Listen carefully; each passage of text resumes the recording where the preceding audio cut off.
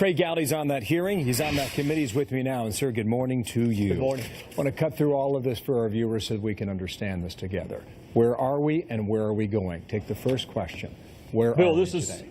This is the simplest way to understand it. All things criminal or quasi-criminal, that is the special counsel. That is Bob Mueller. That is not Congress. So if it's not criminal or quasi-criminal, the House has a role to play. And we've been asked to answer 4 questions.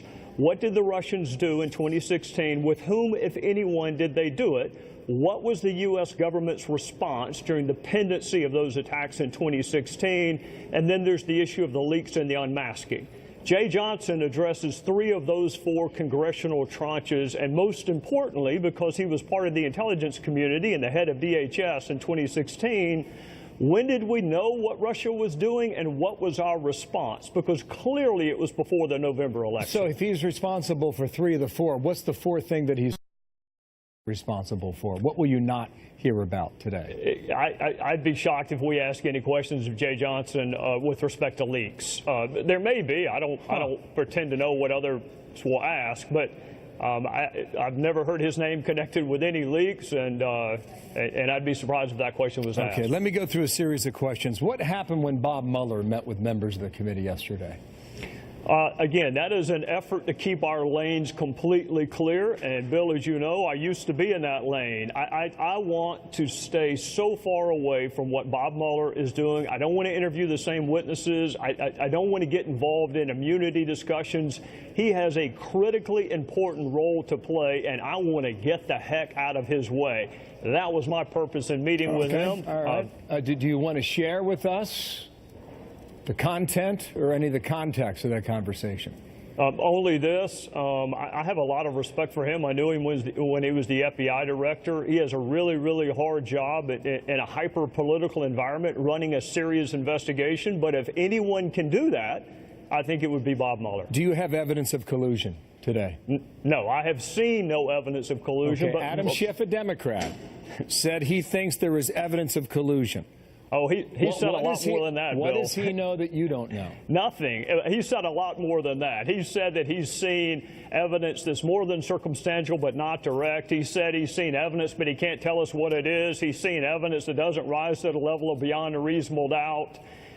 One reason that Bob Mueller's investigation, I think, ultimately will be respected, and congressional investigations in the past have not been, is we have a tendency to politicize almost everything. We are 10% into the witnesses that we're going to interview, and yet there are members of Congress who are prejudging the outcome, who are relying on this, I've seen evidence, but I can't tell you what it is. Nothing undercuts the confidence of your viewers, quite like someone saying, I know more than you do, it's really bad, and I'm not going to tell you what it is. All right, here's another allegation, obstruction of justice. You're a prosecutor. Based on what you know, does that stand up today?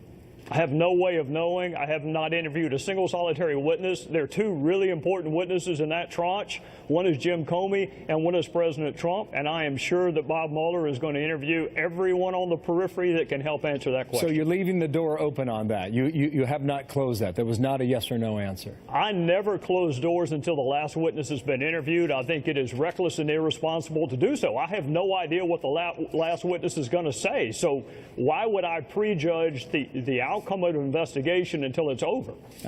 Jay Johnson is going to say the following, in part, 45 minutes from now on screen.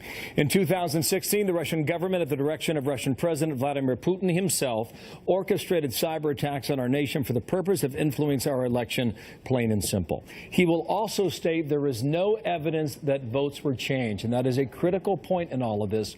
I think sometimes, arguably, it gets lost. But this is the key.